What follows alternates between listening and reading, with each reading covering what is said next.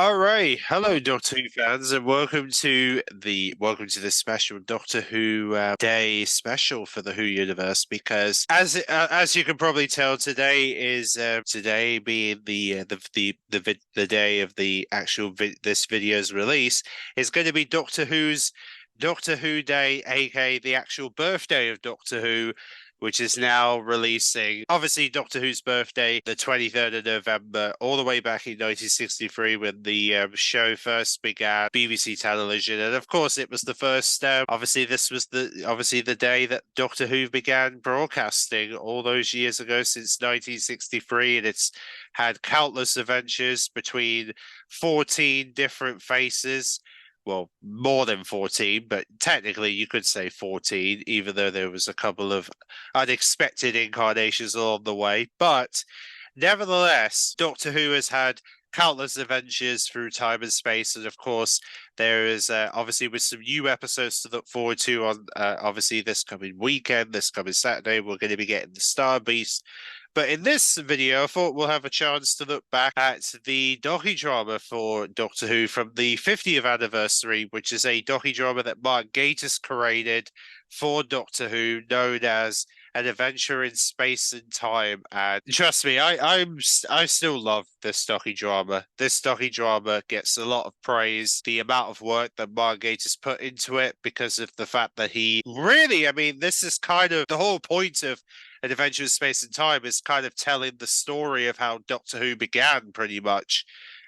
Showing us basically Hartnell being the first ever the first ever actor to play the role as the Doctor, and basically basically just showing us how the BBC began the whole production of Doctor Who, and how they at first they were not so keen on the show, but then it took a lot of persuading for them to say, hey, let's give this show a shot. And here we are, now, 60 years later. It's getting a lot of praise and everything. And this docudrama, when it came out in the 50th, obviously described as emotional, but also a very powerful docudrama, because of the way that Mark Gatiss told the story, pretty much. He basically did a lot of research. Obviously, you can tell he did a lot of research because of the fact that he spoke to people who were there. He kind of spoke to, obviously, William Russell and Karen Ford, because they were there to work alongside Hartnell during the original production, as they were a part of the original casting call, which they did. Did back in the 60s before they started filming it. And really, it just really just kind of shows you the flavor of how Doctor Who began, pretty much, and how Sidney Newman, who is the guy who was the head of, he was essentially a head of making new drama serials, which, yeah, that's basically a term that they used to say back in the day. They used to refer them as serials. I don't know why they said that, but yeah, that's a key word that they went with. Of course, if it wasn't for, and of course, Sidney Newman is very popular when it comes to drama serials, because of course he was the guy who invented the Avengers for ITV when they had one of their companies, ABC, which was one of their older companies that no longer is a part of the well, it still has its ID still recognized within ITV, but you get the gist. It was one of ITV studios at the time, and obviously Sidney Newman worked with them to bring the Avengers, and when I say Avengers, I'm not talking about the Marvel one. I'm talking about a completely different Avengers, not the Marvel. We're not talking Iron Man or Captain America. We're talking completely different Avengers. We're talking here. It's insane, really. The fact that Sidney Newman, he was involved with the ITV company, and then of course he does stuff with the BBC, to the point where he was the guy who came up with the whole concept of the Doctor and companions and the TARDIS, and essentially Doctor Who. He came up with the whole concept of the entire show, with the fact that we would have this sort of older, I guess you could say, elderly man with a granddaughter, with a school girl who happens to be the granddaughter and obviously with her grandfather, they travel through time, space and time. and that whole concept just works so nicely. Well, he managed to acquire somebody he knows, who was Verity Lambert, who was the first ever, I guess you could say, the first ever showrunner that the show ever got. Which I know it sounds crazy, doesn't it? The fact that a woman would be the first showrunner for Doctor Who, even though at the time, and especially it does show in the docudrama that the BBC were not really fond with this idea of women taking leads and taking over like productions at the BBC. They were always like against this idea, and you could see it in the docudrama, that the fact that they tried to they were just weren't really pleasant. They weren't really giving them like a chance, like the BBC, like many TV companies are giving women a chance now.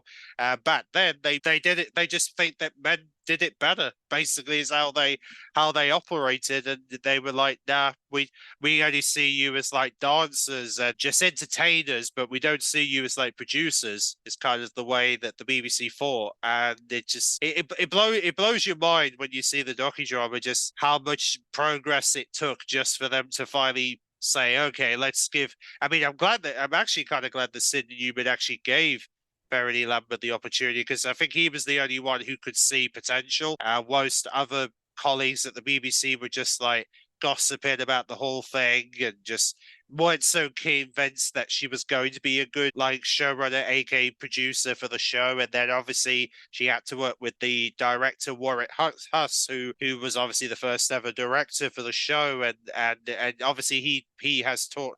Of course, he's shared many stories about what it was like directing with William Hartnell, Karen M. Ford, etc., and also with working with Verity, who he obviously worked with during the original production. It's really fascinating to see the progress they made together, bringing Doctor Who to life, and also and then also during the docudrama, also get to see the impact that Doctor Who had the night that obviously there's been many documentaries about the whole JFK situation. Yeah, the whole JFK, the whole death of JFK that kind of sort of ruined, I guess you could say, kind of interrupted the launch of Doctor Who on the 23rd of November 1963, and the fact that there's been many, but obviously the fact that that was the main thing that everyone was talking about instead of Doctor Who, which was very unfortunate, because when you want to introduce a new show and then a US president ends up dying on the day that you're introducing a drama, a new show, it really hits home, doesn't it, when you're trying to introduce a new product and then all of a sudden some massive news like a president's died or something major just happens, and then everyone's focused on that rather than this new thing that everyone should be focusing on. And luckily, luckily Verity Lambert fought to get a repeat of the show the following weekend, because it was the right thing to do, and I'm glad that she stood up to Sidney Newman and said, "Look, you need to repeat this because people didn't get a chance to see it because of the whole JFK situation." The fact that I'm actually kind of glad she did that, because if she didn't like put her foot down and said like, look, this needs to go out, and you need to show the first episode before the next one, people would have embraced it, the whole Doctor Who. I mean, okay, maybe at first, the first episode of Doctor Who, maybe not many people. Yeah, most people were, thought it was okay-ish at first, but it wasn't until the Daleks come on board that's when people were interested, because the minute that they started to work with Daleks and obviously Terry Nation obviously came up with this whole concept of like, oh, this machine that this whole Dalek concept, obviously because obviously Terry Nation is the guy who originally made them, and it's just the fact that he came up with that whole concept of the Daleks for the second story, and then to see his vision of the Daleks come to life on screen, and the fact that it was because of that Dalek story is what made people fell in love with the show instantly. So I mean, the Unearthly Child may have not interested as many people, but the second that the Daleks came on board, the kids were instantly hooked in Doctor Who, and it was it was because of that story is what made loads of people fall in love with Doctor Who, and from that day onwards, Daleks have not only become a huge popularity figure when it comes to Doctor Who, they even had their, I mean, for goodness sakes, Daleks even had two movies in the 60s that blew up like candy cane or something, you know? The fact that the Daleks had their own movies in the 60s and they were just popping up everywhere in that decade, it would trust me, the amount of videos you would find on YouTube of Daleks in the 60s would blow your mind. The amount of Dalek coverage that took place in the 60s is just non-stop. It really is. And the fact that and also hearing stories about the fact that there were Dalek toys all over the storefronts in the 60s, and that they had all these different Dalek merch that was coming out left, right, and center because BBC was just giving all these different companies a chance to release Dalek merch, and the amount of Dalek merch they were able to make is unbelievable. It really is, and it just goes to show that it was because of the Daleks that Doctor Who was able to get a lot of merchandise made, not only specifically for mainly for the Daleks, but they managed to get some other characters in Doctor Who, including the Doctor as well. As time went on, the Doctor finally got a chance to be seen as a figure. I mean, maybe not as the first Doctor, but gradually when the show progressed to John Pertwee and Tom Baker, then they finally gave the Doctor his own merchandise along with the TARDIS. So it wouldn't be until later that the character of the Doctor would finally get some fame. Yeah, and also this docudrama also documents the introduction of the Cybermen, the Mondasian Cybermen, may I say. Yes, that's what they're referred to. But yes, the fact that we get to see the obviously many different costumes, the Mondasian Cybermen that were obviously the first time we saw them was in Hartnell's final story, the 10th Planet, and they were showing us bits of the filming of that 10th Planet story that introduced the Cybermen, and then the fact that we get to see a little bit of them filming Marco Polo. Which is a very, it also makes you kind of feel sad when you look at those sets because you kind of wish that we got to see, we kind of wish that there would be some stuff recovered of Marco Polo, but the fact that well, we kind of hope that something will come from Marco Polo eventually, but it's just, no one really knows whether we'll ever get to see Marco Polo ever recovered in the BBC archives. Maybe we will, maybe we won't, but I mean, I like to be hopeful that whatever this lost story that supposedly is found that's recently is going to hopefully give us something that we haven't seen before from either Hartnell, hopefully from William Hartnell, which would be amazing. Let's fingers crossed we'll hopefully get some recoveries in the next year or so, I hope. But yeah, and also the fact that obviously Verity Lambert leaves and then we also get to see how she left because she decided to move on to bigger things, and then obviously they had different producers on board, and also this docudrama kind of also shows another side to it. It shows you how Hartnell was starting to lose his memory, because you may have heard stories about this in many different in many interviews that many Doctor Who stars, well, especially from William Russell and that, who have all talked about this in some way. There's been this thing for a very long time that William Hart had this sort of condition in the 60s where he kind of developed, there was kind of this illness that came out of nowhere during his time in Doctor Who, where he kind of sort of developed this memory loss, it's very difficult to explain. It's very I mean, it's kind of a little difficult to explain because we don't have the full picture of how it all, when it went, how it started, etc. But it's believed that happened because of him switching on the console, or at least that's what it made it sound like it was what was going on, because we don't know for sure if that was legit or not. But the fact of the matter is that even when Hartnell left, his memory loss got worse, to the point that when he returned in the Three Doctors, he had to have a clipboard with his lines so he could remember his lines. And that is a true thing. Actually, there's been a lot of, especially if you've got the Three Doctors on DVD, you'll probably have saw some of the interviews where they talked about Hartnell using clipboards to be able to remember his lines, and the director and that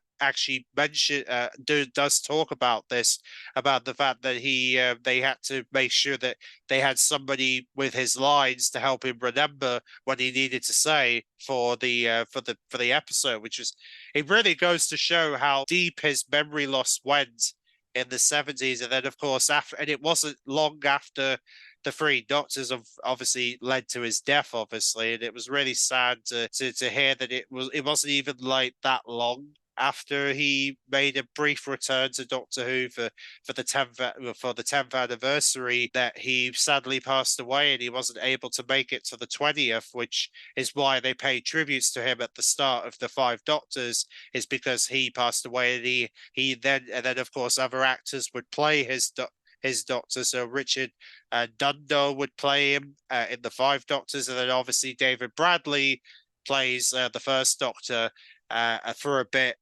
during New Who. Even though we kind of hope he's going to still play the First Doctor down the road, I hope he does. But yeah, it is really sad though, the fact that he had to go through that. And he didn't know about his illness, but his wife at the time had told Verity Lambert about it. So the fact that his wife knew about this illness, but Hartnell wasn't aware of this, kind of shows that, his wife kind of knew something was wrong halfway through his time in Doctor Who. And then obviously the producers realized that Hartnell was being difficult, and then they decided to take him out of the role. And you could see the sadness in his eyes. You could see from obviously Hartnell's, from David Bradley's perspective of Hartnell's sadness about losing his job as the Doctor, and how kind of, how it would affect Hartnell knowing that he basically got fired basically got sacked as the Time Lord, and then obviously Patrick Troughton would be taking over as the new Doctor. And it was it's kind of crazy to think, isn't it, telling that story. And then, of course, and then you have that beautiful scene in the docudrama where David Bradley's David Bradley playing the William Hartnell sees Matt Smith and sees like the future version of, see how Doctor Who evolves into Matt Smith, and what Doctor Who will look like in the near future, and gets that. Which I know some people kind of looked at that scene and thought, why the hell is Matt Smith doing here? Well, I believe it was to show the future to show him Doctor Who is going to become in the years to come, which is really nice they did that to show that, obviously William Hartnell, look, this is what your regeneration as the First Doctor is gonna lead to. It's going to lead to Matt Smith and the 11th Doctor, and all that excitement to come. And it's really fitting, it's really fitting. They got Matt Smith to do a bit on there, and they also did a documentary for William Hartnell as well, where they, paid homage to him. And obviously, like I said, William Russell, Karen M. Ford did a whole discussion about, and also Karen M. Ford kind of does talk about the fact that William Hartnell kind of treated her a little bit like his daughter, and trying to boss her sometimes, which was kind of a funny relationship between her and Hartnell. But that just gives you a bit of a sense of how incredible this docudrama really is. It kind of just shows you how birth of the show, really, the birth of Doctor Who, it basically led to the end of the Hartnell reign, and the beginning of obviously that very first regeneration that continued Doctor Who's legacy for many years to come, through Troughton to Pertwee to Tom Baker to Peter Davison, Colin Baker, Sylvester McCoy, Paul McGann, and so on. And it's because of that regeneration concept is why Doctor Who still lives on to this very day. And it's crazy to think that we're going to have we'll have a regeneration to look forward to in a few weeks, with obviously David Tennant once again regenerating, into shooting at one, which is going to be it's going to be certainly a moment to talk about this year when it happens. But yeah, I just love the docudrama so much. It's such a. By the way, if you want to see the docudrama, they're actually going to be showing it later tonight. On obviously, you can catch it this evening on BBC Four. They're going to be showing it on this Thursday night. This obviously this evening being Thursday, Doctor Who Day. They'll be showing it after the colorization of the Daleks, and definitely worth a watch, obviously. And of course, it's going to be on BBC iPlayer as part of the Whoniverse content, so you'll be able to see it there at all times where the Doctor Who content lives. And yeah, definitely worth a watch, ladies and gentlemen. Definitely worth a watch because the docudrama is it's an amazing docudrama, and I really do hope we do get a sequel because Mark Gatiss did talk about recently that he wanted to do a sequel, looking at the kind of look at the sort of the hiatus of Doctor Who back in the 80s. When Colin Baker was fired and everything, I'm hoping he'll do that at some point because I really want to see that sequel for An Adventure in Space and Time, and to see how when we get to Colin Baker, they tried to one of the BBC controllers tried to eliminate Doctor Who as much as possible and try to get rid of Colin Baker and try to kill Doctor Who off as much as possible, even though the fans just refuse to let it die, of course. And it's just, yeah, it'll be interesting to see that as a docudrama. I'll be very intrigued to see how they make that. And I hope Mark Gatiss does consider making it at some point because I would love to see it. But either way, that is pretty much my thoughts on the Adventure in Space and Time, and I'll leave links to also for those who want to get the DVD or Blu-ray release of An Adventure in Space and Time, which is also a part of the 60th anniversary set, which I don't think. Well, unfortunately, you won't be able to get that unless you go on eBay. But I think An Adventure in Space and Time should be available to buy if you want to get the. And there's also digital releases as well if you want to buy a digital release of the story. But it's going to be on BBC iPlayer later on, so you can always just watch it on BBC iPlayer through BBC Four if you really need to see it. I hope you guys have a wonderful Doctor Who day and get ready for my reviews for the 60th anniversary specials to begin this weekend, when we will take a look at the Star Beast, the first of the 60th anniversary specials, with the return of David Tennant, and of course, Catherine Tate, Donna Noble makes her grand return to Doctor Who. So see you then.